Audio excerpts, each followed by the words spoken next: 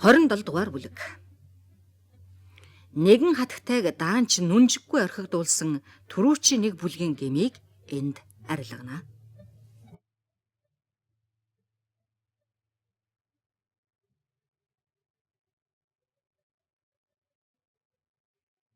Гээг мэтийн тийм эрхэм хүнийг хормойгоо шуугаад галын дэргэд буруу харан удаан хүлээлгэж чилээх гэдэг бол эгэл зохиолчд хэрхэвч зохилдохгүй. Бас түүний байр суурь, самбагнуур занг бодвол тэргийг энэрл дурлалынхаа нүдээр харж хүүхэн хатагтай нарын хинээч болов зүрхийг догдлуулах үйс үгийг чихэнд нь шивнэж байсан авхайг нь бас тэгж үзвэл бүрч үл зохилдно. Эдгээр үгийг бичиж байгаа түүхч хүн тэдний хүртсэн хүндэтгэлийг илэрхийлэхээр яарч бас тэдний өндөр их цол хэрэгэм авгай хишиг буйнаар сойрхсон чухал ёс тэглэмийг сахих гэж яарах үзье. Ийм санаа өөрлөсөн зохиогч Гийгийг бурхан шажны гаралтай, Гийг хүн гихч эндэж бүдрэх ёсгүй гэж нотлохыг оролдож байсан юм.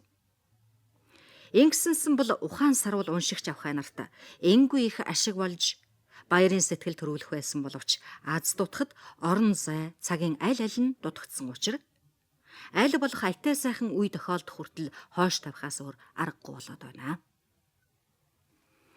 Харин тийм цаг ирэхэд засуулгагч чухам отхийн үйлдэлийн газар алд хааж отхийн сүмд мяндаг тушаалтай байдаг Гийг бол аливаа бүх сайн сайхан чанар хишиг буян төгс бөгөөд худалдааны газрын Гийг, шүүх цаазны газрын Гийг, тэрч байтугай суврагын Гийг нарын нэг нь ч отхийн Гигийн тэдгээр хишиг буйны ганцыг ч идэх эрхгүй байдаг юм. Бамбл ноён Корны авахыг тийхүү хүлээж суухдаа цайны жижиг халбагнуудын дахин тоолж ёдонгийн хямцааг гар дээрээ цэгнэж сүүний гүцэн ширтэн ажаад гэрийн доторх модон хэрэгслийг нэгд нэгэнгүй болгоож сандал дээр байсан адууны хялгасыг хүртэл нэгтлэн ажиллаа. Энэ ажлаа лав 5-6 дахиад сүүлдээ Корны авахаа одоо ирэх болсон байхаа гэж бодлоо. Бодох тусам өөр бодол төрнө. Корны авахаа ирэх шинж огт үгүй байх тул Бамбл цагийг зовлонгүй амар өнгөрөх гэж тэр авахын шургуулгатай авдар савыг уудлан өнгөчхөөр шийдээд хүн ирж байгаа эсхийг цоожны нүхээр нь харчхаад 3 ур чургуулгыг доод талынхаас нь эхлэн өнгөчвөл цөм янз бүрийн гоёмсог сайхан эдлэлээр пигэд дүүрэн бүгдийг хуучин сонинд орон бас хүр хорхоноос хамгаалan лавандер гэдэг ургамал хийсэн байхыг үзээд ноёны сэтгэл ханамжллаа. Ноён Бамбл баруун өнцөгт нь хайрцагны дэргэд очиод харвал түлхүүр зүйлгээтэй жижигхэн хайрцаг дотор нь байхаар нь аваад сэгсэрвэл зоос шиг жингэн дуурах чимээ адил сэтгэлд нь тааламжтай дуугарахад их хэмсгээр алхлан галын дэргэд ирж түрүү нэг шигээ суугаад хямсгар ширүүн дөр үзүүлэн би тэгүүж гайгүй гэж хэллээ. Ийм сони юм хэлснийхээ дараа 10 минут хүртэ бодлогоширч би ч мөн л сайн яр юм да гэж ганцаараа ярьж байгаа юм шиг толгойгоо сэгсэрч сууснаа. Хоёр хөлөө хажуунаас нь сонирхон хараад сэтгэл их л баяртай байгаа бололтой.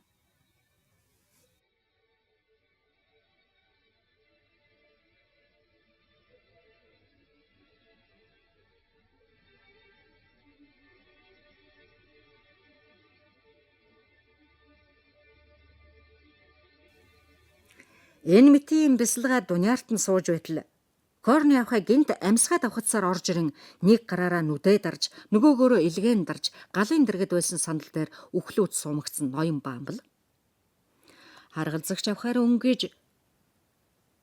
Корны хата та яагав юу болов хэлээч би гэлээ. Ноён Бамбл твцэндээ болоод тэвний үзүүр дээр байгаа юм шиг гэж хэлхийн оронд хагархаа шилэн дээр байгаа юм шиг гिचглээ. Бамбл ноён минь би мөн сайн чадууллаа та гэж тэр авахаа хашгираад Бамбл ноён дуу алдаад чадуулчихлаа гинэ.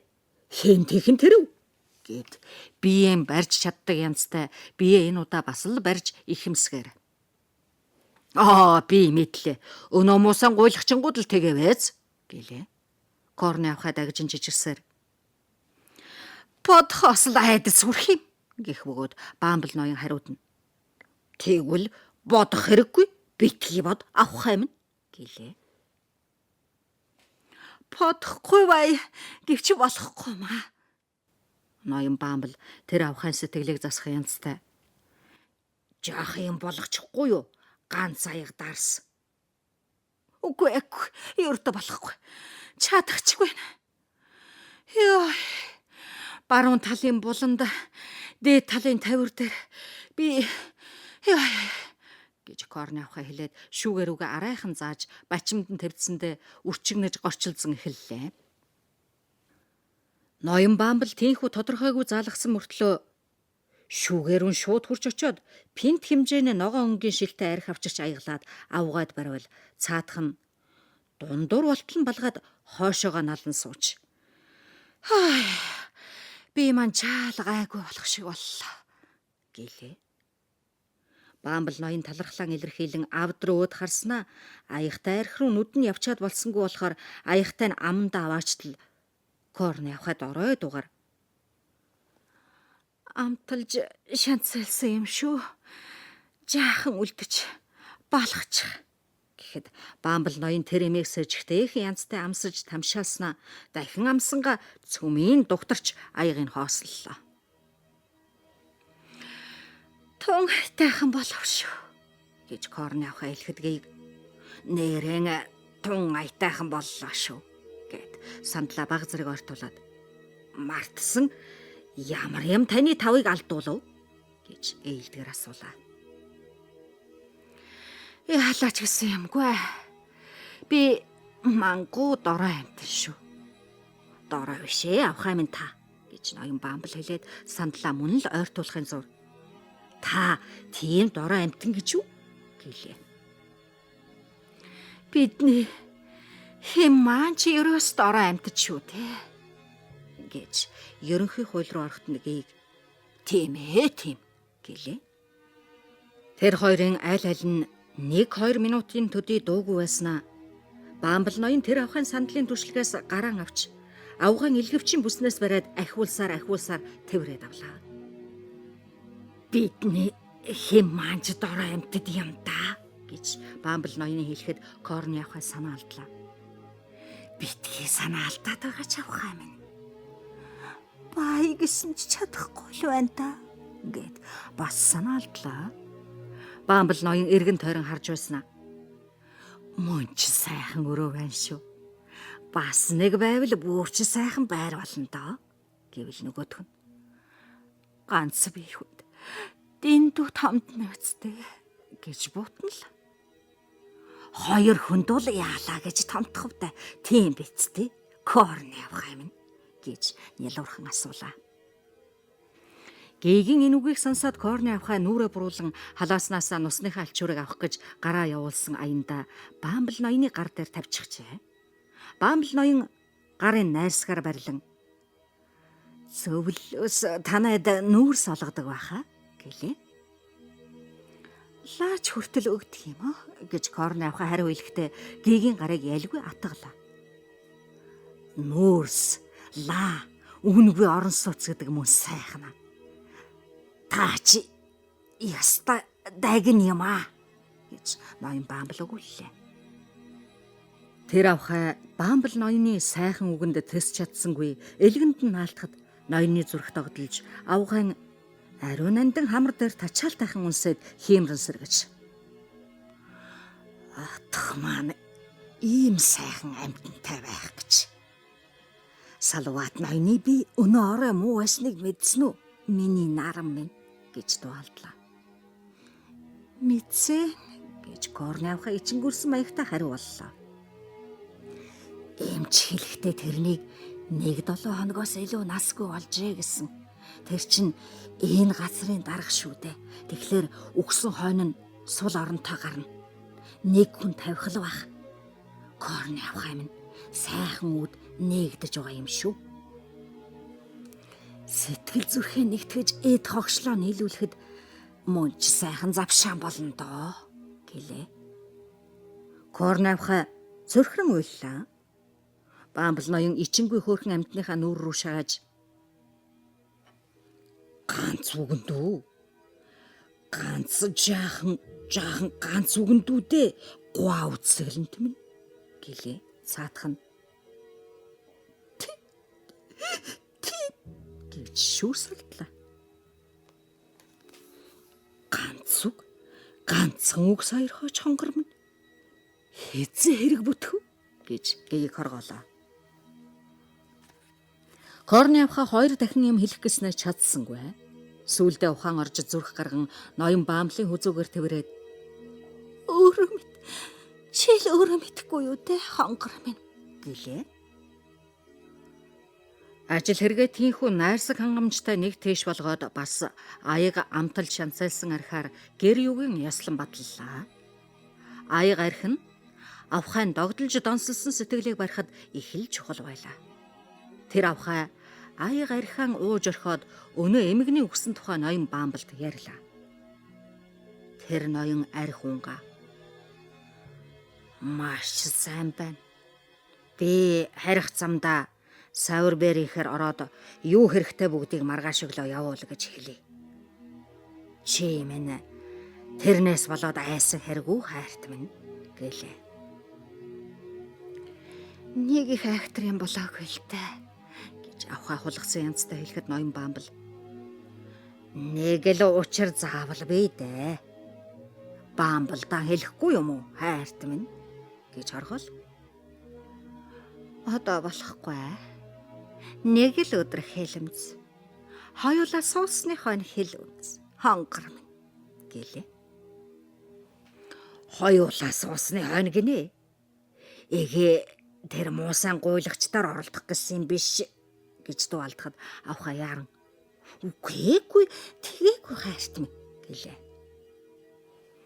Ийм хөөрхөн амтанд санаархаж тэр муусан хогнууд бузар нүдэрэн шохорхсон байвал тэгэж зүрхэлсэн байвал да би тэгж зүрхэлж чадахгүй хайрт минь. Тэрэн дээр баха гэж Баамбал ноён гараа хатхан занах бөгөөд отхын ч тэр отхоос дээд газрын тэр эрчүүлээс тэгж самган бол гайгүй би дахиад тэг зүрхгүй болгоод өгнө гэлээ. Ингэхдээ нүд ам гар хөлөө элдвэр учиргүй хөдөлгөж зангаагүй бол тэрхүү авахын гайхамшигт энэ магтаал багдах байсан юм. Гэвч ноён Баамбал тийхүү хардаж бусдыг занахдаа даанч их сүржин байсанд авахын сэтгэл хөдөлж үнэнчт нь гайхаад чи бол миний ястаа үнэнч хонгор гэж магтлаа. Үнэн чонгор нь пальтооныхоо захыг босгон гурвалжин малгайгаа өмсөөд ирээдүйн ханыг инэрэнгүйгээр удаан тэрч салаад шөнийн хүйтэн салхисөрсөөр зоригтойхон алхахдаа гуйран ширхтэйчүүдийн тасалгаанд орж тэднийг баг зэрэг хараан аашилж үйлдэлийн газрын даргын үүргийг зохих ёсоор хатуу хэрцгээ биелүүлж чадах юм байна гэж өөрийнхөө сэтгэлийг тэжээж хэдэн минут саацснаас өөр юмгүй. Ноён Баамбал авьяас чадвартайдаа итгэн тэндээс сэтгэл тавшран гараад авсчны дочтлон мөд дэвшинтэй гэж бөөм баяр хоор болж явлаа.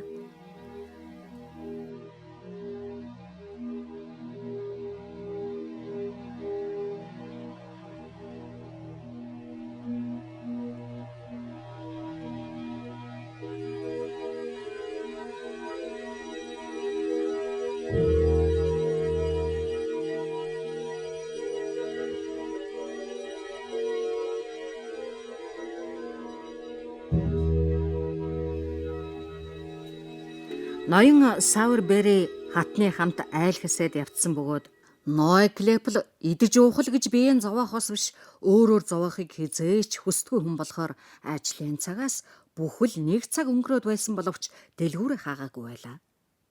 Ноён Баамбал лангуугийн таягаараа хэд дахин зогсон боловч хинч хариу өгсөнгүй. Харин дэлгүүрийн ард талдах зочны өрөөнөө шилтээ цонх гэрэлтэй байхаар нь юу болж байгааг үзэхэд очиж шагаагаад үдсэн юмдаа баггүй гайхлаа. Ширээ бүтээж, дээр нь талах шар тос, аяга тавг гүц, нэг шил арх тавьсан байна. Ноён Ной Клепл Түшлэгтэй сандал дээр хайш сун, нэг талынхын түшлэг дээр хоёр хөлөө дамнуулан тавиад, нэг гартаа тэнийлгээтэй эвхмэл тонгорго, нөгөөдөө шар тос дүрхсэн зүсэн талах барьжээ. Түүний дэргэд Шарлот зогсоод лаазтай хялсаа задлж өгөхөд Клепл гайхмаар ховдог өмхлөн. Залуу ноёны угаас улаан хамар бүрчих булааж, баруун талын нүдээр арай чараа анивчхыг харавал согтуу байгаа бололтой.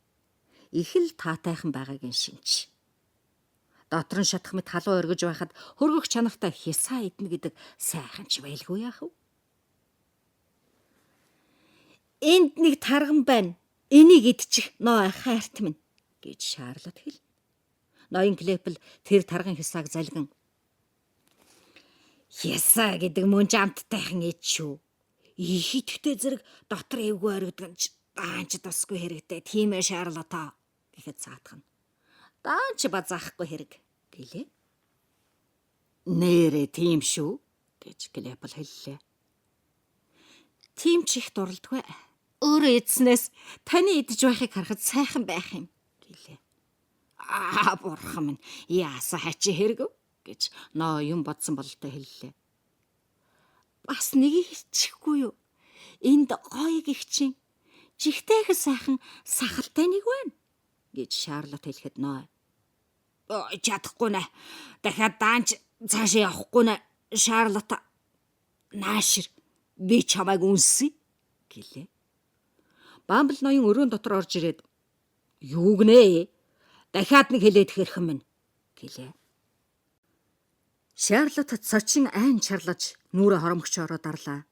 Ноён Клепл түрүүчийнхэн байдлаар суусан хэвээр гагцхүү хөлөө шалан дээр буулгаад гээгийг согтуунуудаар айсан байдалтай харж байлаа. Дахиад нэг хэлээх мөн овшоо. Чи бас ийм юм ярьж суудаг бий. Чи муу ичгүүргүй айлгүй хүүхэн бас энийг өднө. Хүүхэн үнсэх гинэ гэж Бамбл ноён маш их зөөрхөн хашгираад "Түй" гэлээ. Би өөр тгий гэж бодоогүй юм. Энэ хүүхэн намайг дуртайж байсан, дургүйч байсан, дандаа л үнсэж байдаг юм гэж ноо гонгиноход Шарлот түүнийг зэмлэж "Хөөе" гэж хашгирахад ноо "Бишгүй л үнссэн штт. Өөрөө мэднэ газар. Бамбл ноёнгой энэ хүүхэн дандаа намайг үнсдэг юм. Эрүү амын минь базаж чимхэд зүгээр суулгахгүй эргүүлээд байдаг юм" гэлээ. "Дуугаад ат" гэж ноён Бамбл сүрхээ зандраад "Хатагтай та зайл. Ноё чи дэлгүүрээ хаа. Эзнэгээ эртэл дахиад нэг үг дуурал өөдлөхгүй гэж мэдээрэй." Эзнэгээ ирэхээр Бамбл ноён ирээд маргааш өглөөнийхөө цайг уучхаад эмгнийг оршуулах авс авчирч өгөөрэй гэж хэлээд явсан гэж хэлээрэй. Мэдүү ирэх минь ээ. Үнсэлцэх гинэ гэд ноён Бамбл өндөр дуугаар хэлээд гараа дээш өргөлөө. Энэ отхын дорд язгууртны дотор завх хайзайдан нүгэл гэм гэдэг учраан алдчихэ. Улсын хурл эдний бузар булай зам байдалд анхаарал тавихгүй бол энэ улсарн сөнөх нэ. Тэгэхээр тариачдын зам байдалч баалрах байх гэд авсчныхаас маш ихэмсэг хэлгэнсэн дүртэй гарч одлоо. Гэр өдөө харж яваа гигийг бид нэгэнт мөрдөөд нас барсан эмгнийг оршуулах бэлтгэлийг цөмийн дуусгасан учраас одоо залуу Оливер Твистийн тухай ярилцсан Тоби Крекитийн орхисон жалганд хэвдсээр байгаа эсхийг үзье.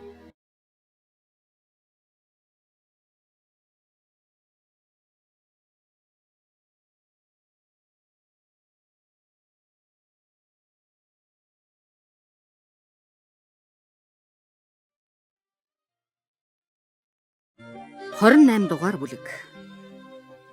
Оливер Твист ба хүүд учирсан явдлуудын тухай энэ бүлэгт өгүүлнэ. Сайкс шүдэ хаврын чонон цэглүүлмэрүүд та нар миний гарт орвол өлөхгүй хаа зайлна гэвч бовтно. Сайкс байдгаараа бачимдан сандарч тэнхүү хараал тавихтаа шархадсан жаалыг нугалсан өвдөг дээрээ тавьж мөрдөн хөөгчийг харах гэж гэдрэг эргэж харлаа. Манан будантай харанхуй байсан болохоор бараг юу ч үзэгдэхгүй боловч хойноос нь хөөж байгаа хүмүүсийн хашгиралдах, төгшүүрийн хонхны чимээгээр сэрсэн нохтын хуцалдах чимээ зүг бүрээс сонсдоо. Урт хөлөө хайрлалгүй харайлгасаар байгаа төрүүлээд гарчихсан Тоби Крикетийн хойноос Сайкс. "Зогс! Аймхай гүлэг минь зогс!" гэж хоёр дахь удаага хашгирахад Тоби түүний гар бууны сумны тусгалаас холдож чадаагүй байсан. Бас Сайкс тоглоом хийгээгүй гэдгийг бодоод тэр дороо яг зогслоо. Сайкс хамсаат найзаа муухай зөвхөн "Наашаа ирээд энэ жаалыг дамналцаач ээ" гэж хашгирлаа. Тоби үгэнд нь орж ирж яваа байдал гарган айжуухан алхахдаа амьсгаагаа дарж ядан байж нам дуугаар очих үнэхээр дургүй байгаагаа хэллээ. Сайкс "Бушуулаа" гэж жаалыг хөлнийхөө дэргэд хуурай жалган тавиад халааснаас гар бугаа гаргаж "Чи намайг маллаж чадахгүй шүү" гэлээ. Яг энэ үеэр дуу чимээ улам нэмэгдэхэд Сайкс дахин эргэн тойрон харвал өнөө хүмүүс түүний байгаа тарианы газрын хаалгаар даван оржээ. Тэдний түрүүнд нь хоёр нохой ирж яваа харагдлаа. "Болгоо байлаа бийлээ. Наа жаал орхичхоо зүхтаа" гэж ноён Тоби зөвлөөд дайсны гарт баригдсанаас нөхрийнхөө бууны суманд үхье гэж шийдээд бушуухан эргэж хар хурдаараа зүхтлаа. Сайкс шүдээ зун яарч твдэхтэй айлгэр хүүг ороож явсан цуваар нь хучаад энэ хүүгийн хэвтэж байгаа газрыг мэдэгдэхгүй хөөгсдгийг төөрүүлэх гэж өөрөө хашаа дагаж нэг хэсэг гүйснээ игц хөндлөн өнгөрсөн өөр нэг хашааны дэргэд очиж зогсоод агаарт хий будчаад хашаад авч цаашаа зүхтан алга боллоо. Хөөй нааша Пинчер Нептун наашир гэж хөөгсдийн нэг нь итгэл муутай хашгирах сонсогдлоо. Иймэрхүү ажилд эзлийнхээ нэгэн адил төдөөл базааж дурлсан юмгүй байсан ноход дуудахад даруй буцжээ. Энэ үед тарианы талбайд орж ирээд байсан 3 хүн дороо зогсоод зөвлөдөж эхэллээ. Тэр 3-ын хамгийн тарган бүдүүн нь "Миний зөвлгөөч гэх юм уу? Угаа яран миний тушаах зүйл бол ерөөсөө л одоохон буццгаая" гэхэд нэг намхан нь "Жайлс ноёны үгнээс зөрөх юм надад алгаа" гэх бөгөөд энэ хүн тийм туранхай хатангар биш мөртлөө царайн цонхийн цайж зан ийдэг болсныг нүцгэд айж сандарсны шинж илхэн. Нохойг дуудсан нөгөө нэг нь "Би ч хажих гээд яах вэ? За ноёдоо ноён Жайлс мэдж байгаа байлгүй дээ" гэлээ. Тийм. Би Жайлс ноёны хэлснээс зөрөх гээд яах вэ? Юу хэрэг алга. Би ч хэрэг мэднэ бурхан минь. Би хэрэг мэднэ гэж намхан хүн хэллээ. Үннийг хэлчихэд тэр жаахан хүн үнэхээр хэрэг мэдсэн бөгөөд тун сайн мэдсэн байдалтай боловч ярихдаа эрүүн дагжиж байлаа. "Брэтлэс таач бүр айч хаашивдэ" гэж Жайлс ноёны хэлэхэд Брэтлэс "Үгүй айгаагүй" гэлээ. "Айч шүү дээ. Худлаа битгий хэлж Жайлс ноёнгой. Та өөрөө худалч хүн байна шүү." Брэтлэс энэ дөрвөн үгийг Жайлсын зэмлэж хэлснээс хэлжээ. Харин Жайлс ноён тэгж зэмлэх болсон нь шалтгаантай юм. Түүнийг элдвэр магтан бэлдуучилсан үг хэлээд буцсны хариуцлагыг түүнд хүлээлгэх гэсэн ач. 3 дахь хүн гүн ухаантны дүрээр "Ноёдоо бид 3-ын хэн маань айсан байна шүү дээ" гэж тэр хоёрын маргааныг таслалаа. Үүнд хамгийн их цонхид цайсан ноён Жайлс. "Өөрийгөө л хэлэхгүй юу эрхэм минь" гэхэд тэр хүн "Би ч айж байна. Ийм байдалд айлгүй яах вэ? Аргагүй хэрэг. Би айж байна өө үнэн" гэлээ. "Би ч бас айж байна. Айлаагээд хүнийг хамаагүй дайрах хэрэг юу вэ?" гэж Брэтлэс хэллээ. Ингэж илэн талангүй ярилцсны үрээр Жайлс ноёны омог дарагдаж харин ч өөрөө бас айж байна гэд гурвуулаа гэдрэггүйж явтал Жайлс ноён нь сэрэ барьсан бөгөөд нөгөөдүүлээсээ амархан амьсгаадаж түрүүний уурандаа бодлого хэлчихсэн үгэндээ битгий юм санаарай гэж уучлалт гуйхаар түр зогсохыг нөгөө хоёроос гуйлаа. Ноён Жайлс тайлбарлаж яриад "Гайхаад байх юм юу аах вэ? Шар хөөрч уур хурсан цагт хүн юунаас буцахгүй даг шүү. Би хулгайч нарын нэгийг барьж авсан бол лав алчих байсан байх өө" гэлээ. Нөгөө хоёр нь бас л ингэж бодож байсан бөгөөд харин одоо хилэн дарагдаад байсан болохоор тэд зам байдлаа тэгж гинт амархан хуурсан учраас харилцсан ярилцлаа. Би учрыг мэдэж байна өө гэж ноён Жайлс хэлээд хаалга гэлээ. Брэтлс тосч яваад тийм байж ч магадгүй гэж би бодож байна гэлээ. Тэр хаалгал уур хилэнгийн маань жаахан тайтгаруулсан шүү. Бүр яриангүй тэгсэн. Тэр хаалган дээгүүр давж байхад нь уур хил маань арилж эхэлсэн юм гэж ноён Жайлс ярьлаа. Маш гайхалтай байдлын улмаас яг энэ үеэр нөгөө хоёрын ч дотор ард сахих шиг болжээ. Ингэхлээр хаалгал шалтгаан болсон нь тун тод болжээ. Бас өөрчлөлт гарсан үед нь ч эргэлзээг болжээ. Яагаад гэвэл яг энэ үеэр тэр гурав дээрэмчдийн барааг олж харснаа саналаа гэлцэн. Ингэж ярилцаж байсан тэр гурвын хоёр нь дээрэмчнтэй учирсан хүн, нөгөө нь туглаг зайлагч Даяанч хүн байжээ. Түүнийг унтаж байхад нь сэрээж, хоёр нохооныхаа хамт дээрэмчтэй хойноос хөөцөлдөөч гэцгэн сэрээжээ. Ноён Жайлс бол хатан эмэгний герт хаалгач, хяагийн үргийг давхар гүйцэтгэгч. Брэтлс нь зарлага юм. Энэ хүн хар нилхаасаа тэр авхайнд ажил хийсэн бөгөөд сүрхий хүн болох тавилантай жалаа гэж тэднийхэн одоо хүртэл ярилцдаг боловч тэрний нас одоо 30 гарчээ. Тэр гурав ийм яриагаар сэтгэлэн тайтгаруулвч ширүүн сэлхэнд модны мөчр сэрчигнэн сүрчгнэхэд бие биедэн ойртон зүг зүг тийшээ аймхаа харсаар гурвуулаа нэг модны дэргэд гүйж очлоо. Тэд дээрэмчдэд дохио болгохгүй тул дэнлүүгээ тэр модны цаа талд тавьсан юм байрч. Тэр гурав дэнлүүгээ шүүрэн аммагцаа гэр өөдө хурдан гүйцгэлээ. Тэдний бараа харагдхаа байснаас хойш дэнлүүнийх нь гэрэл сүүдийн гялайж харагдана. Манан будантай харанхуй агаарт ямар нэг намгийн гал байгаа юм шиг харагдана.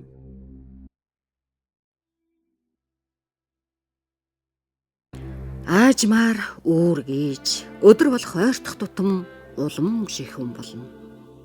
Эргэн тойрон манан будан улам өтгөрч, өтгөн зузаан утаа шиг болно. Өвс ногоо шал нойтон, зам харгуй, гуу чалга, цөм ус, шингэн шавар шавхайгаар дүүрчээ. Чихтэй жихүүн салхи залхуун хүрсэн юм шиг сэрчгэнэ. Айлвэрхүү Сайксын орхисон газар тэр чигээрээ хөдлөхгүй ухаангүй хэвтсээр байлаа. Үүр цааж эхэллээ. Өөрийн анхны бүдэггээ өдрийн төрөвч болохоос шөнийн төгсгөл болж огторгүйд муухан тусахад салхит огшин ширвтер боллоо. Харанхууд аимшигтай сүмэлзэн байсан юмнууд яваандаа тод болсоор хэвийнхэн дүрсийг олж байлаа. Ширүүн усрахыг бороо асгаж нахаа навчи алдсан бутны мөчрийг дэлсэн. Айлвэр ухаангүй хിവэрэ болохоор ямар ч арчаагүй бороонд цохиулан газар хавдсан хэвээр. Чимээ аниргийн дунд гинэт гин шиг дорой дуугарч айлвэрхүү тийхүү ухаан оржээ. Зүүн гар нь хүзүүний ороолтоор хааш яаш болттой. Хөдлөгөж бараг болохгүй хэрэггүй болсон мэтгүүд гарын тэр болтонд нь цус нэвчжээ. Би энэ маш их туйлдсан болохоор арай хийж өндөө суугаад тэтгэх хүн амтан гордож иш дэшээ хараад өвчнөдөө гиншин суулаа. Би энэ ядарч даарсан болохоор дагж чичирч байлаа. Босхийг оролцсон боловч хамаг би энэ толгой төрөөгөө салгалаад газар унлаа. Би мөчн тэгж удаан чилж бадаарсны уршгаар хөл дээрээ тогтож чадалгүй унсан айлвэрхүү дараа нь зориг орж бас тэнд удаан хэвтвэл үхэхээс зайлахгүй нэ гэж мэдээд босч явахыг оролдлоо. Толгой нэргэх болохоор согтуу хүн шиг гуйлцсан. Гэсэн ч уналгүй толгойгоо дааж ядан доош унжуулаад бүдчиж хадчих бөгөөд хаашаа явж байгаа зүгээч мэдэхгүй гэлдэрлээ. Тэгтэл элдв аймаар юм эли балай ухаанд нь орж нүдэнд нь харагдаж чихэнд нь сонсдох шиг боллоо. Хэрэлдэж явсан Сайкс, Крекит хоёр түүнийг хөтлсөөр яваач юм шиг. Тэр хоёрын хоорондоо ярьсан ярианд хүртэл сонсдоод удаж байгаа юм шиг. Ойчих шахаад араа ядан тэсч ухаан орохт нь өөрөө тэр хоёртой ярьж байх шиг.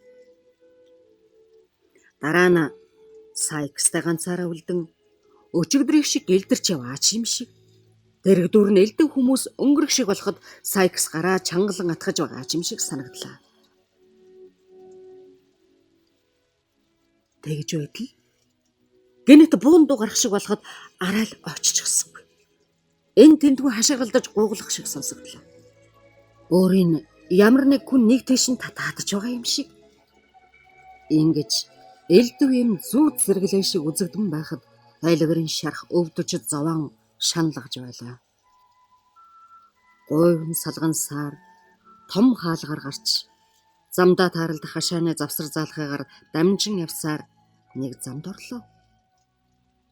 Яг энэ үе гэнэт маш хүчтэй үер зүтгэхэд айлгэрхүү сая сэхэрлээ.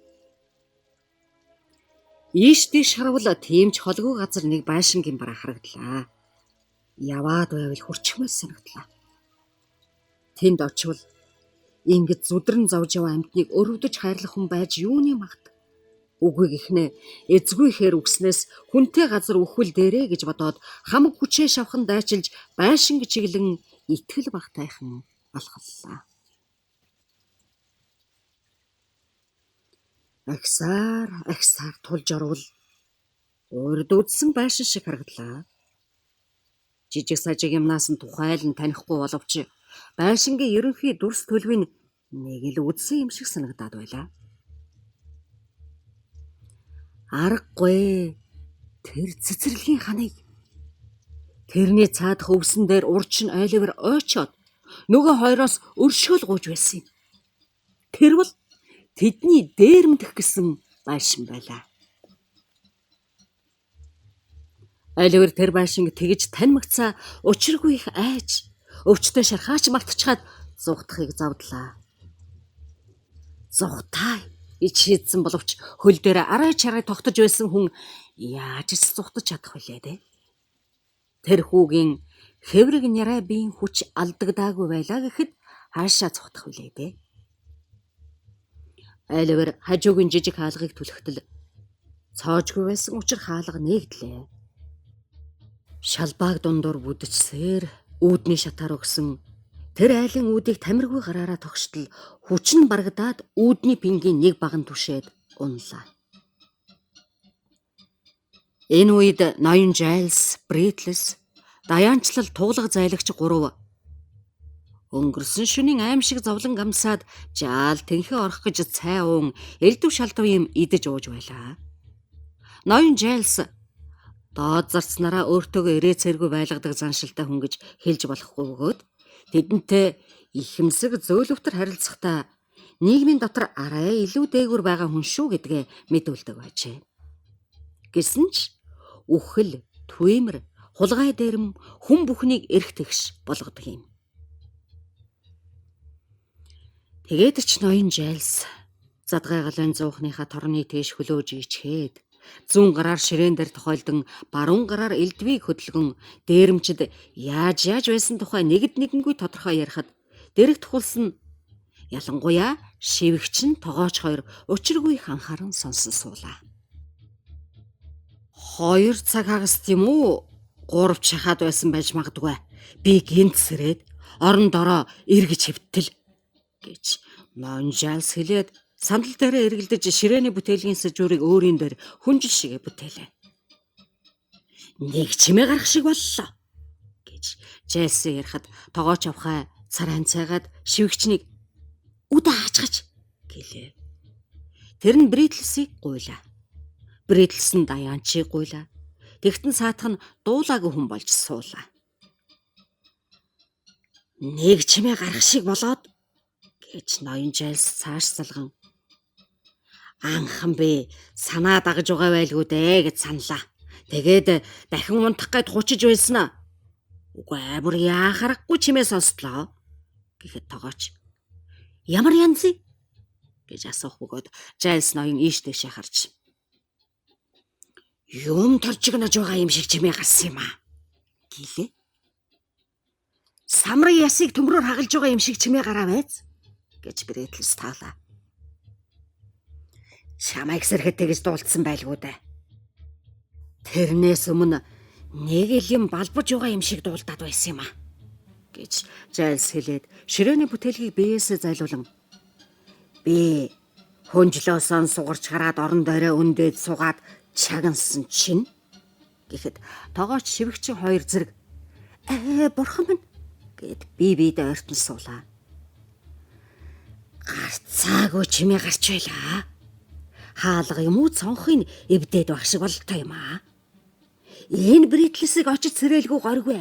Тэгэхгүй бол унтаагаар нь алчхаж магадгүй. Эн чинь хоолойг нь баруун чихнээс наваад зүүн чихийг хүртэл огтлж байсан ч сэрхгүй байсаар угаад алуулчих хүн шүү дээ гэж Жайлс ноёны ярихад бүгдээр Бритлис рүү харлаа. Бритлис бүр айж амаа анган Жайлс ноён руу ширтэн хардсан. Би хөнжлөөсөө бүр сугаран гараад гэж Жайлс ширээний бүтээлгийг хажуу тийш нь болгоод тогооч шивгчин хойрлоо ширүүн харж орноосоо сэмхэн буугаад 2 гэж хэлэхэд Даяанч хажуунаас нь энд эмэгтэй хүн байгаа шүү гэж бовтонлаа. 2 гутлаан өмсөөд гэж түүн рүү эргэн харж энэ үгөө онцлон хэлээд өлгөөстэй байсан гар бугаан аваад өлмий дээрээ сэмээрхэн гიშгсээр энэ үний өрөөнд ороод Бритлисээ битгий айгаарай гэлээ.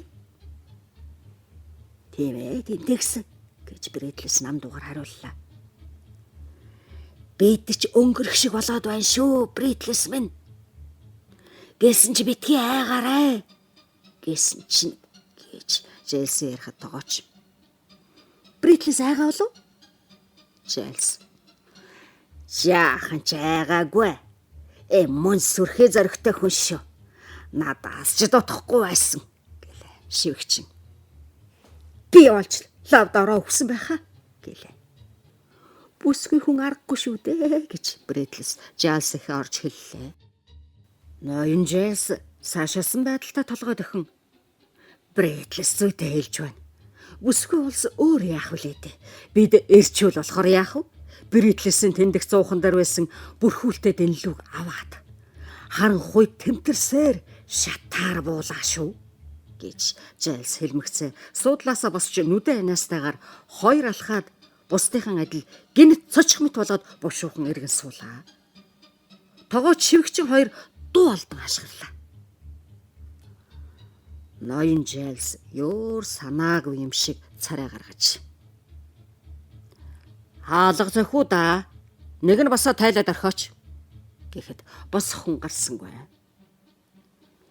Ийм өглөөр таалга зөхнө гэдэг чинь хачин хэрэг байна да гэж ноён Жайлс өөртөө адил айж царайн зэвхэрсэн бусдынхаа нүр рүү хараад.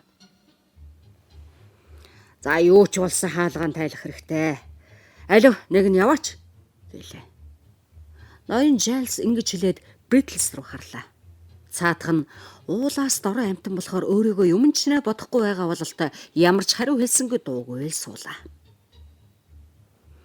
Ноён Жайлс Даяанч руу харахад тэр нь гинт унтаад өгсөн байлаа.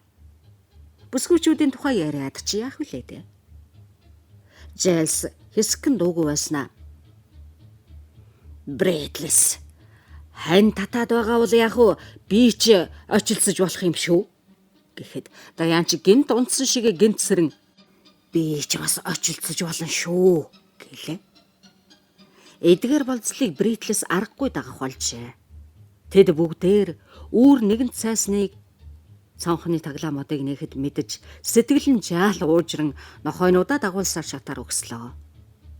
Нөгөө 2 авхаа хоёулахнаа үлдчихээс айгаад тэдний араас дагжээ. Жайлс ноёны зааснаар олуул байгаа гэдгээ гадаа байгаа хорт этгээдэд мэдүүлэхийн тулд хоорондоо чанга ярилцсан. Бас тэр ухаант ноёны бодож олсноор нохтыг чанга хуцуулах гэж сүүлийн хүчтэй мушиглаа. Ингэж урьдчилан сэргийлсэн арга хэмжээ авч дуусаад Жайлс ноён Даяанчийн гараас түрүүний ээлдэг хэлснээр зүгтаалгачихгүй тул лав чанга бариад одоо үүдэнэ гэж тушаалаа.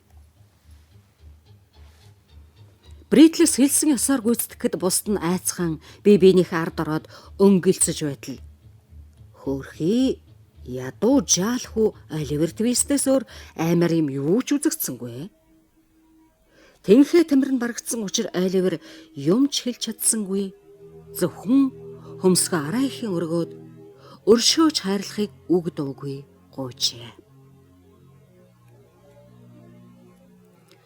Ноён Жайлс Даянчаа гэдрэг нь зоригтой наргагүй түлхээд хөөхтөл байна. Юу болоо юм болоо? Юу юм болоо? Бритлс хараач. Танихгүй юу? Чи танихгүй юу? гэж хашгирлаа. Бритлс үүд нэгтээ түүний ард орчход байсан болохоор Оливерыг хармагцаа чангагч хашгирлаа. Ноён Жайлс Оливерийн нэг гар нөгөө хөлнөөс нь Аз дайрахад эрүүл гарan тааралджээ. Шүүрч аваад байшин чирч оруулан шалан дээр тавилаа. "Ээнэ би" гэж Жайлс сэтгэлнийхэд хөдлөн шатны зүг эргэж муухай хашгираад "Өнөөх дээрэмчдийн нэг нь байна авах. Шархагдсан байна авах.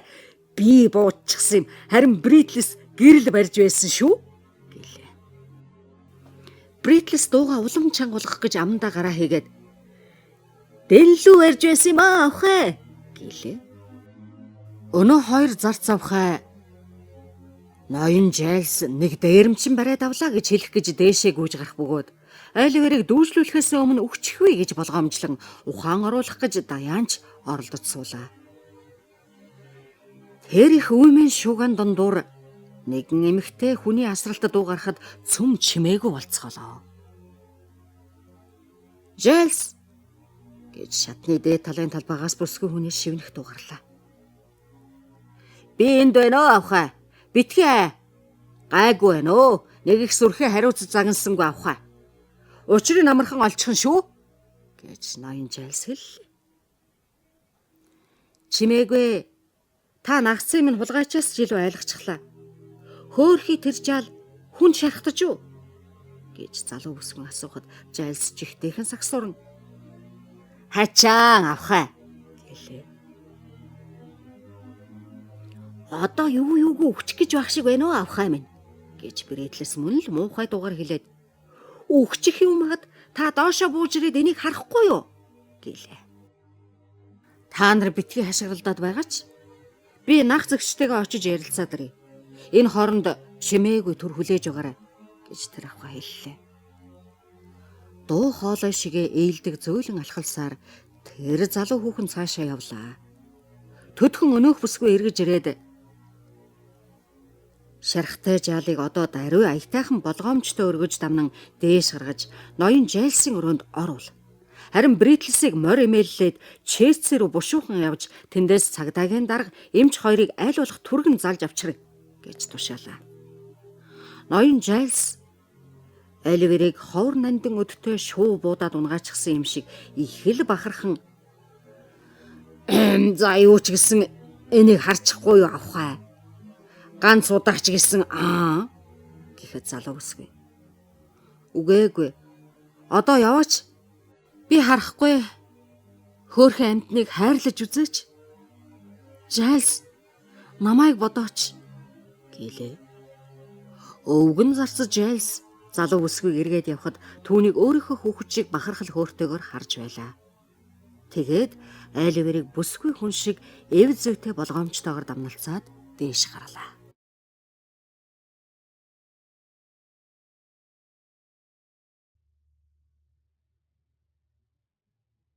29 дугаар бүлэг.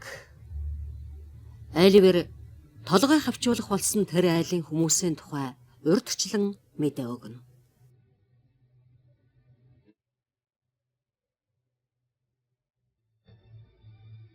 Доторх засал нь шинэ үеийн хэнцэр гоёмсог эд биш боловч хуучин цагийн тогтой сайхан нэгэн өрөөнд гоёхон зассан ширээнэ ард хоёр авхай сууна. Аятайхан харангийн богино дээл өмссөн Жайлс ноён тэднийг үйлчилж шүүгээ ширээ хоёрын тэг дунд толгоогоо ялэмгүй гэлжилгэн зүүн хөлөө ургаж тавьж баруун гараа хантаасныхаа завсраар хийчгээд зүүн гар дээрээ тавиур тавиад байхыг харуул өөрийн гавьяа ач тусыг ухаарч их л урамтай байгаа хүний дүртэй үзэгдэнэ. Хоёр авхай нэг нь нилээд ахмиг настай болсон боловч сууж байгаа сандалынхаа түшлэг шиг игц шулуухан сууж байна. Тэр авхай өмссөн хувцас нь гэвэл хуучин маягийн чамин хувцас. Шинэ үеийнхнийг бодвол зарим талаар арай дор боловч ерөнхийдөө хэрхэвч доргүй. Харин ч хуучин маягийн гоёлыг харуулна. Авхаа хоёр гараа ширээн дээр тавиад цэмцгэр намтай сууж хамт байгаа залуу авхаа руу ширтэн харах түүний нүд залуугийнхаа өнгийг бараг л алдаагүй ажээ. Залуу бүсгийн гуай үсгэлэнтэй нь хаврын ялах цэцэг шиг. Түүний нас 17-оос сэтрээггүй. Харахад маш нандин, сэвгүй, ээлдэг номхон, гуай цэвэр болохоор энэ ертөнц түүний орон биш. Энэ ертөнцийн бүдүүлэг хүн амьтанд түүнд үл тохирох мэт харагдана. Тунгалаг цэнхэр нүд нь гэрэлтэж, ариун магнайд нь илрэх оюун ухаан нь хүртэл түүний насан дарж энэ ертөнцөд ч таараагүй мэтээ. Гэтэл охины ээлдэг зөөлөн байдал царай зүсийг гэрэлтүүлсэн олон мянган гэрэлгэгээ сүүдэр үлдээсэнгүй. Ялангуяа охины мяралдсан баяр баясгалантай хөөрхөн инээмсэглэл нь гэр бүлийн төлөө голомт инх жаргалаар төгөлдөр байхын бэлэг тэмдэг юм а. Тэр бүсгүй ихлэх хичээнгүй юм. Настай авахын харахад залуу бүсгүй санаандгүй сөрвийн хараад энгив хээгүү байдлаар аялуул самсан үсээ нүүр рүүгээ бусныг жавхлан таяа хоош болгож байгаа түүний залбаатай харцсан баясгалантай. Жохомхөө чин үнэн хайрын сэтгэлтэйг нь илэрхийлэх бөгөөд Тэнгэр бурхан хараадч мишээх үйцээ. Брэтлс яваад цаг гаруй болох шивдэ гэж настай авахаа нэг хэсэг дуугүй суусныхаа дараа асуула. Ноён Жэлс хараа осортой мөнгөн цаг гаргаж хараад цаг 20 минут болоод байна хатагтай минь гэлээ. Тэр хизээл хурдан явж байлаа дөө гэж настай авахаа хэлэхэд Брэтлс өрөөс хөдөлж ятсан хүүхэд шүү гэж тэр хя хэллээ. Дашрамт хэлэхэд хэрвээ Брэтлс 30 жил шахам болох бойдоо хүүхэд хэвээр явж ирсэн бол одоо авхаалчтай хүн болно гэж бодоход хэцүү юм аа. Миний бодоход тэр дээрдэхгүй харин ч дордоод байх шиг байна. Өөр хүүхэд шуухтай эрхэлж тоглоод мөнгөнаад байвал хэрхэвч уучлж болохгүй шүү гэж залуу бүсгүй нэмсгэлээ хэллээ. Ноён Жэлс хүндэтгэн инээмсгэл юу баа юу гэсэн бололтой бодол болж байтал нь цэцэрлэгийн явган хаалганы дэргэд хоёр дугуйтай морин тэрэг хурчирэн дотроос нь нэг бүдүүн эрхэм үсрэн гараад үүдний зүг шууд явж ямар нэг овжин аргаар байшинд орж улмаар өрөөнд нь ирээд ноён Жэлсийг хоолны ширээний хамт игээл онхолдуулчихсангүй. Ийм ямайг би энэ насанд аач дуулсангүй гэж тарган эрхэм дуу алдан хэлээд эрхэм хатагтай мэли минь бурхан минь бас тэгээ шөнийн цагаа шүү. Ийм ямайг энэ насандаа дуулсангүй гэлээ. Тарган ноён ингэж эмгэнээд хоёр авхайн гарыг барж сандал авч суугаад бие лагшныг лавллаа. Айснаас болоод ёр ганц айснаас болоод өгчгэд байг гэхгүй шүү. Над руу яагаад хүн явуулсангүй ээ? Миний зарцсан ши тэр дороо эрхэл байсан. Би ч гэсэн өөрцгүй. Ёр нь хинж гэсэн ийм юм болоход ирэлгүй яах вүлээ те? Бүү үцгэд бурхан минь. Тэгэж гэнт юм болохоо. Бас тэгээ чөний харанхуй гар шүү гэж тарган ноён ярьлаа. Тэр доктор дээрэмч хулгайчдыг ажлаа заавал үдэт хийгээд бас хулгай дээрэм хийх тухайга 1-2 хоногийн урдаас шуудангаар мэдэгддэг заншилтай юм шиг бодоод хулгайч гинт санаандгүй байхад бас тэгээд шөнийн цагаар хулгай хийх гэж завдсанд нь маш их гайхаж байгаа бололтой байлаа. Та чи гэсэн роз авхаа би гэж доктор хэлэнгүүтээ залуу бүсгөрөө харахад залуу бүсгүй үгийн таслан тийм ээ яриангүй. Таныг наг зэгч дээр хэвтэж байгаа нэг жаалыг үзээд өгөөч гэсэн юм аа гэлээ. За тэгээ. Тийм баха. Жэлсийн үлдсэн хэрэг гэж би ойлгосон юм аа гэж доктор хариуллаа. Аяг шаазан мэрийн хурааж байсан Жэлсийн царай барайн улайж үнэ энэ ажлыг үлдсэн миний гавья гэлээ. Гавья гэнэ би мэдэхгүй байна. Гал тогооныхоо өрөөнд орсон хулгайчийг буудаж онох гэдэг чинь 12 алхмын зайтай байгаа хүнийг буудахаас нэг их илүү гавьяатай юм болох гэж юу? Тэр нь хий буудсан. Харин та өрсөлдөнд тулдсан гэд бодлоо Жэлс гэж доктор асуулаа. Ажил хэргийг ингэж хөнгөмсгөр үзэж байгаа явдлыг ноён Жайлс өөрийнхөө алдар гавьяаг бууруулах гэсэн хэрэг гэж үзээд "Иймэрхүү юмыг би шүүж бодохгүй" гэж ихэмсгээр хариулсан боловч нөгөө этгээдийгээ тоглон дэмэрэх сэхээгүй байна гэж бодлоо. "За тийм байж. Тэр чинь хаана байна? Над заагаад өг. Би доош буухта дахиж шагаа гүйж мэйл явах. Тэрний орж ирсэн цонх энэ жаахан уу?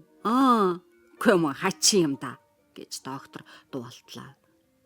Доктор ноён Жайлсыг дагаад дээшээ явахдаа зогсоо зайгүй чалчин явах бөгөөд тийхүү өксөж явах зураа түүний тухай уншигч ахуй нарт танилцуулъя.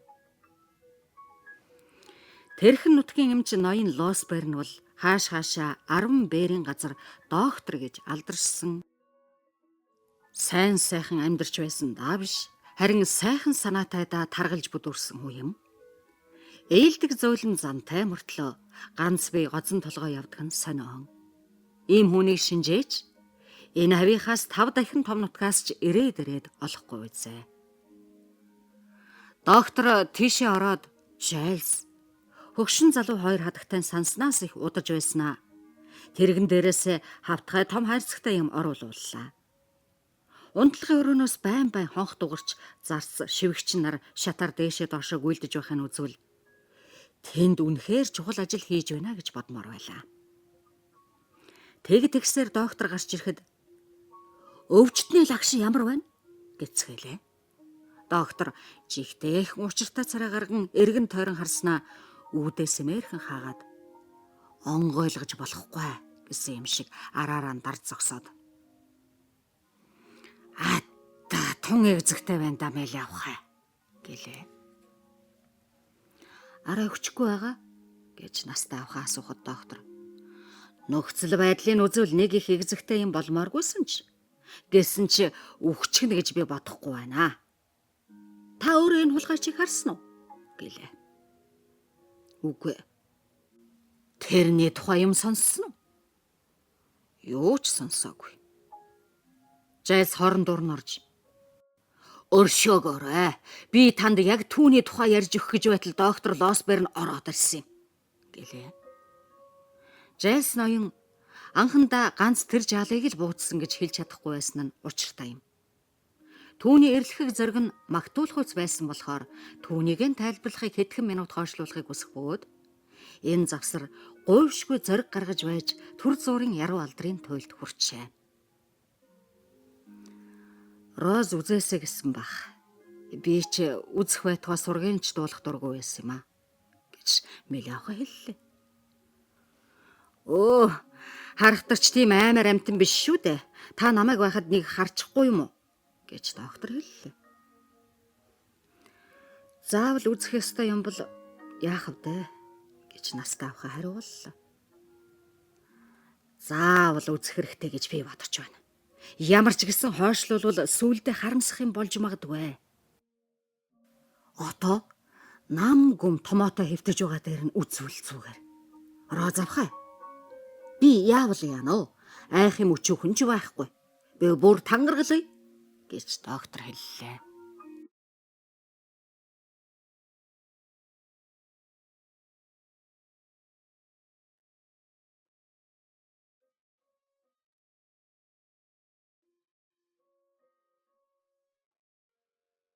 Гуч дугаар бүлэг. Оливерийг үзсэн хүмүүс юу гэж бодсон тухай өгүүлнэ.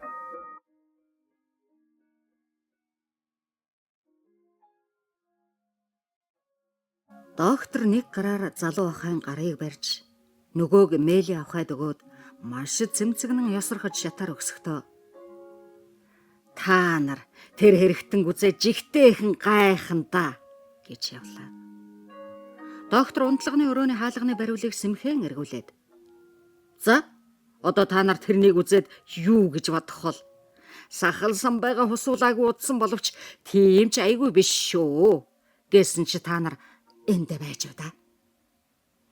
За, үзэж болохоор байна уугүй юу? Би өөр дээр хараад орхив" гэд тэдний төрөнд гарч өрөөрөө шагааснаа. "Яваад гэх тохиогч тэднийг ормогц хаалгаа аяархан хааж орны наагур татсан хөшгийг смээрхэн нээлээ. Тэгтэл тэдний бодож байснаар шинж муутай хүйтэн сарайтай өөдгүй амтан байсангүй. Харин өвчнөд шаналсан туран хайжаал нам гүн унтаж байлаа. Шархтаж басан өрөөсөн гараа элгэн дээрээ тавьж нөгөө гараа дэрлжээ. Толгойн урт ус нь дэрийг нэлмийн бүрхсэн болохоор гарынх нь хагасыг далдалсан байлаа. Эрхэм ноён орны урдуур татсан хөшгийг барьж жаал хүүг төр зуур дууг хар зогслоо. Тэнхүү өвчтөн ажиглан зогсож байхад залуу бүсгүй түүний хажуугаар сэм өнгөрөн орны дэргэдэх сандал дээр суугаад айлвэрийн нүур рүү буусан үсийг гэдрэг болгож бөхийхэд нүднийх нь нулимс хүүгийн нүур рүү туслаа. Өрөвдөж инэрсэн энэ явдал нь энэ насандаа үзээгүй байсан хайр инхрийллийн тухай ямар нэгэн таалалтайхан мөрөөдлийг жаал хүүд төрүүлсэн мэт болохоор хүү унтаагаар хөдлөс хийгээд инээмсэглэлээ. Уянгат хөгжмийн ярав аялгуу, нам гүмийн дунд шоржигнон урсах усны урсгал, ариун цэцгийн анхлам үнэр, бас дотны үг. Эд бол аль дивэн гарын өнгөрсөн ямар нэгэн сайхан амьдралын тухай эгшин зур санаанд орж ирээд амьсгаа авахын хооронд алга болчихдог дурсамж бодол. Тарих толгоогоо шавхан байж бодсон ч сэтгэлд нь орж ирэхээргүй. Урд өмнө амьдралдаа үзээгүй тийм зүйлийн тухай бүр түр дурсамж бодлыг төрүүлдэг юм. Юу гэсэн хэрэг вэ? Ийм хөөрхөн жаал хаанаас дээрэмжтэй хамсаатан байв гэж нас таавга хэллээ. Мууяр гэж эмч санаа алдан хэлээд хөшгийг буулгаж сүм хийдэж хүртэл шүглсэн байдгийг.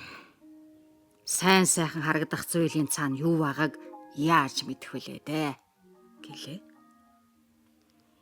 Ийм нялхамтан арай тиймгүй байлгүй гэж Роз хэллээ.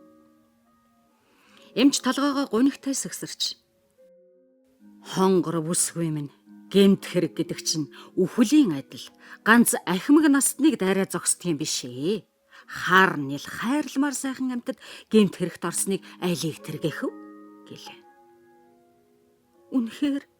Үнэхээр ийм эмзэгхэн жаахан амьтан тэрмөөсөө хогноттой өөрийн дураар сүлбэтэй байсан гэж та бодож байна гэж юу гэж Роз асуулаа. Эмч тэгээгүй гэхийн газаргүй гэсэн бололтой толгой сэгсрээд өвчтнийг сэрээчих магадгүй гэж хажуугийн тасалгаанд орцгоё гэлээ. Тэгэхэд Роз үргэлжлүүлэн завхарсан байлаа ч гэсэн дэндүү нялхамтан байна шүү дээ. Ихийн хайр гэдэг гэр орны жаргал гэдгийг үзээгүй байж ч магадгүй юм. Жанчуулж зодуулах, өлсөд цангахаас өөр юм үзэхгүй байсаар тийм гэмт улстай нөхцөх болсон байж юу багт? Нагцаа, хайрт нагц минь та бодооч. Энэ өвчтөе хүүхдийг шоронд битгий хэлэг. Энэ хүү энд эдгэрэх гордлогогүй болно. Би хэдийгээр үнчин боловч таны хайр халамжийн ачаар үнчин гэж хизээж гонсож яваагүй. Харин энэ хөөрхөн хүүхэд шиг үзэж харах амтангүй. Өөрөө яах ухаанаа олохгүй үнчин ядуу амтан болж болох л байсан. Энэ хүүхдийг өршөөж хайрлаач гэлээ. Ахмаг настаа авахаа тийхүү уйлж байгаа охиныг илгэндээ тэрч хонгор минь дээ. Би энэ жаалыг яахчгүй. Толгойтой өснөөс нь хялхасч таслахгүй гэхэд болж дээ гэж ам дүүрэн хэллээ. Би яахч вэ? Миний нас өдлөөд хоногийн тоо цөөрлөө. Өөртөө буян болог гэж бодохоор өөрөө л бусдыг өрөвдөж инэрхийг боддог хүн шүү би. Энэ жаалын амь насыг яаж аврах вэ ноёнтоо гэж настай авахаа асуул доктор. Юу ч гэсэн жаал бодъё доо авахаа минь гэд эмч халаасандаа гараа хийгээд өрөөнд дотор хоошоо урагшаа алхаж байн зогсосхийн өлмий дээрээ гიშгэн хөмсгөө сүртэй зангидна. Аллаа. Угаалаагүй гэж олон дахин хашгирсныхаа хэрээр хөмсгөө зангидсан хэвээр алхалж байснаа нэг зогсогч юм болж. Жаал хүү Бритлес хоёроо айлхахыг та надад ясрахвал Би энэ хэргийг нэг тийш нь болгож чадмаар байна. Джесс чинь үнэнч танай хуучин зарц хүн гэдгийг би мэдэж байна. Гэвч тэрнтэй үгээ ололцох арга танд 1000 түн байдаг шүү дээ. Тэрнээс гадна мэргэн буудсанд нь шагнажч болно. Та дургуцахгүй ээ гэвэл мэйл явах. Энэ хүүхдийг аврах өөр арга байхгүй бол яах вэ? Гэхэд доктор өөр ямар ч арга алга. Би худлаа хэлэхгүй гэхэд уйлсаар байсан Роз инээмсэглэн миний нах зэгч танд химжээгүй эрх олгож байна. Харин тэднийг дэндүүлж хэрэглэхгүй шүү гэлээ. Роз авхай. Та өнөөдөр өөрөөсөө өөр өрөвдөх сэтгэлтэй хүн байхгүй цөм хатуу сэтгэлтэй улс байна гэж бодож байх шивдэ. Таны хайр сойрхлыг хүртэх хувьтай залуу тантай уулзсан цагт та ийм нэнжин сэтгэлтэй, энэрэнгүй зантай байх болтугай гэж би өсвөрийн залуу хөвгүүдийн төлөөнөө ерөөж найдах байна. Би өнөөдрийн ийм сайхан завшааныг хүртэх тийм залуу хүн байсан ч болоос гэж доктор хариу өчгөд Розын царай улайж та ч гэсэн муу Бритлс шиг хүүхэд шүү дээ гэлээ. Доктор элгэн хөшлийнэн за яах вэ? Энэ ч тийм хэцүү юм биш байдаг байна. Одоо өнөө жаалынхаа тухай ярий да. Хэлэлцээрийнхэн үндсэн асуудлыг ярилцах дутуу байгаа шүү дээ.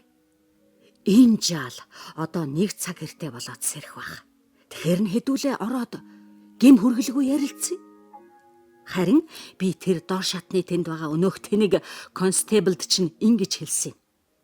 Энэ хүүхдийг битгий өмүүлж зовоо. Ярьж ч болохгүй. Тэгвэл аминд нь халгаатай шүү гэсэн байгаа. Би нэг болцол тавь. Та нарыг байхад би эхлээд юм асууна. Тэгээд тэрний үг ярианаас нь хэдүүлээ эрүүл ухаанаараа дүүнэлт хийгээд хэрвээ тэрнийг засрах төлөвгүй завхарчихжээ гэж мэдэх юм бол за бараг л ийм болсон хүүхэд баха да. Тэрний гаргунд нь орхи. Би ямар ч болсон энэ хэрэг дахиж хушуугаад өрөхгүй шүү гэлээ. Роз яалаа гэж нагцаа.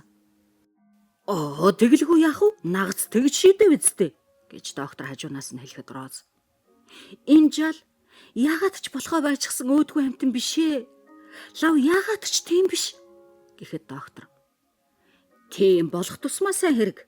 Тэгэхээр миний саналыг хүлээж авах хүндэс бүр их байх шивдэ гэлээ.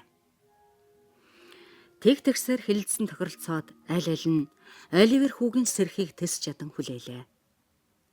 Хөгшин залуу 2 авхай ноён Лос Берни тааварлснаас удаан хүлээхэд хүрлээ. Ягд гэвэл Оливер бүх унтсаар нэг байтугай хэд хэдэн цаг боллоо. Зөөлөн сэтгэл дэмж бүр үдэрч болоод байхад өнөөх жаал сэрээд бас ч ярилцах тэнхээтэй боллоо гэсэн мэдээг нөгөө хоёрт дуулгалаа. Эмчийн үгээр бол тэр жаал их хүнд өвчтэй байгаа. Ялангуяа цус алдснаас болж тамир нь их л сүлджээ. Гэсэн ч нэг маш чухал юм хэлэх гээд байна гэлээ. Тэгээд эмч тэрнийг хэлүүлэх бололцоо олго бол таарнаа. Заавал өглөө хүртэл 50 байлгах гээд яах юм гэлээ. Тэгээд Оливертэй маш удаан ярилцлаа. Оливер өөрийнхөө өчүүхэн түүхийг тэдэнд ярьж өглөө. Ярих зураа биеийн өвдөх, тамир нь барагдах зэрэгээс болж байн зогсож завсарлана.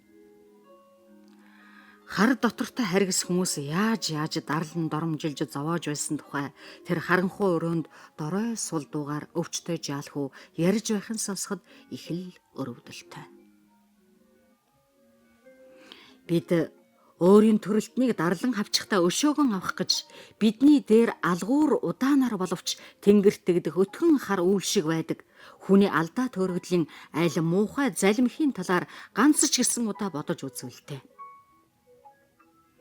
ямар ч хүч, ямар ч бардам итгээд дууг нь хорж, дуугүй байлгаж чадахгүй. Талигаач бологсдын үнний бүдэг бадаг дууг агшин зур сонсоод эргэцүүлж бодвол тоо. Энэ амьдралд өдөр тутам тохиолдож байдаг доромжлол, шудраг ус явдал, зүдгүүр зовлон, өлсгөлэн гуйламжлал, харгас буруу явдлаас юу үлдэх бол. Тэр шөнө Оливерийн дэрийг энэрэлт хүний нандин гар засч, түүний унтахыг хайр халамж сайн санаа манаж байлаа. Оливерийн дотор онгойж сэтгэл дүүрэн баяртай болохоор үгд үггүй үххээс ч гажихгүй болжээ.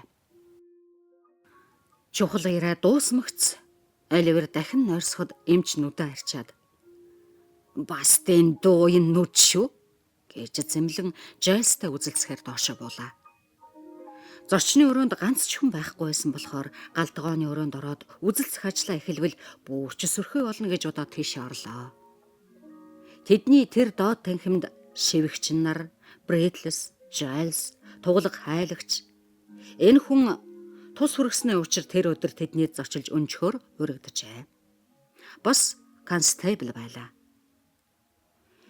Энэ сүүлчийн ноёны барьсан таяг том, өөрийн толгой нь том, ерөөс том нүртэй, бас гутал нь маш том.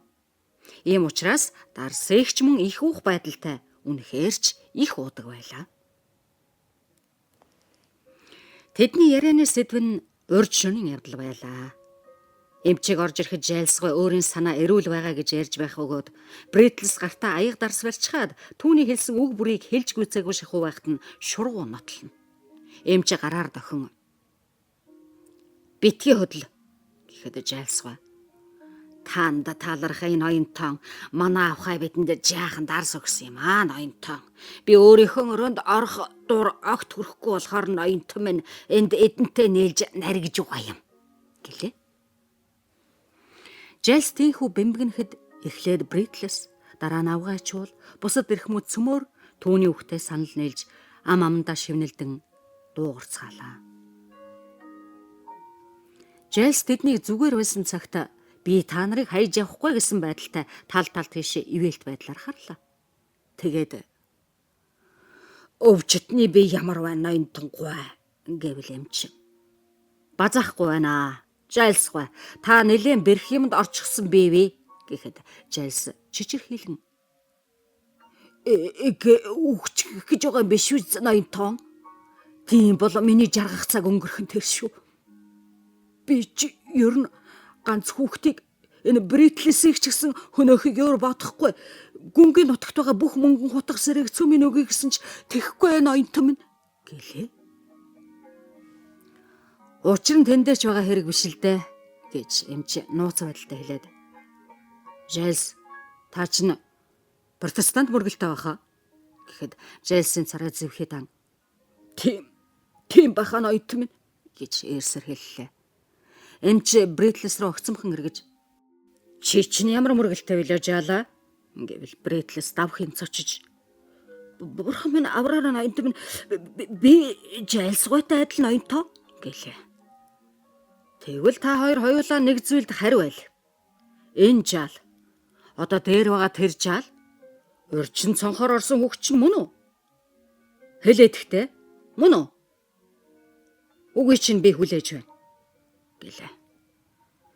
Энэ орчлон ертөнцийн хамгийн төв төлөв зантай хүний нэг гэж алдаршсан тэр эмч ийм асуудлыг их л хилгэнсэн янзтай тавьсан болохоор дарс ууж улаан зэрд болоод байсан Жайлс, Брэдлэс хоёр юу ч хэлж чадахгүй дэмэл бие биерүүгээ харж гөлөлцлөө. Констебл та сайн чагнараа гэж эмч долоовор хуруугаараа үлэмж ясархахоор занган тэр эрхэм хүний хурц ухааныг сэргээх гэж хоншоорын мөн хуруугаараа дэлсээд. Одоо жаал 6 юм мэдэгдэх баха гэхэд констебл чадах ятгаар ухаан юугаад ажилласан царай гаргаж залхуун хүрсэн юм шиг буланд задгай зуухыг налаастай байсан тайган авлаа. Эмч цааш нь байшин тулгайч нар орж ирэхэд хав харанхуйн дунд үүмэн төгшөр ид болж байхад бас тэгээд бууны утаатаар харанхуйлж байхад нэг хүүхэд байхыг та хоёулаа бүр олж харсан байх нэ. Тэгээд өглөө нь энэ байшинд нэг жаал хурч ирэхэд та нар барьж аваад гарын хүлж элдвээр дайраад хулгайч гэсэн. Хэннээс ч нь болж тэрний амьдралд айхтар аюул учраад байна. Ингэх ёстой байсан үгүй юу гэж асуумаар байна. Тэгэх ёсгүй байсан бол та хоёр ямар шиг аюулд ороод байна да? Гэлээ. Констебл их юм бодсон бололтой толгой дөхөөд хэрвээ тэгсэн бол хууль биш хэрэг байсан гэж байгаа бол ямар хэрэг болохыг мэдх юмсан гэлээ. Эмч хөнгөнсөн чанга дуугаар энэ хүүхэд чинь чухам тэр хулгайч моон гэж ам тангараа өгч байна уу юу гэж би дахин асууя гэлээ. Бритлс Жайлс ноён руу яайдаа гэсэн байдалтай харахад ноён Жайлс өөрийг бас яайдаа гэсэн байдалтай харлаа. Констебл хариу үг сонсох гэж гараа чихэндээ барилаа. Хөгшин залуу хоёр авхай туглаг зайлагч 3 сайн чагнах гэж хүзүүгээ сунгал. Эмч эргэн тойрноо ширтэн харлаа. Гэнэт үүдний хонх дугарч бас тэрэгний дугуйн дуу сонсдлоо. Бритлсийн дотор нэлээн онгойж байгаа бололтой. Энэ лав хайгуулчд баха гэлээ. Одоо харин айж эхэлсэн эмч юу гэж хашгирлаа. Цаг дангийнхан л бай гэж Бритлс хариулаад лаа барьж. Жайлс ноён бид хоёр өнөө өглөө дуудулсан юм аа гэвэл эмч. Яалаа гинэ гэлээ. Яах юу ах вэ? Би нэг морин тэрэгч нар мэдээ явуулсан юм. Харин тэд аль хэдийн ирэх ёстой байсан юм л да ноён та гэлээ. Чи явуулаа юу? Чи явуулаа юу? Танаа энтх юм уусан хөлсний тэргүүдчтэй сажилсаар байгаад л өнгөрдөг биз гэж эмч хэлээд гарч одлоо.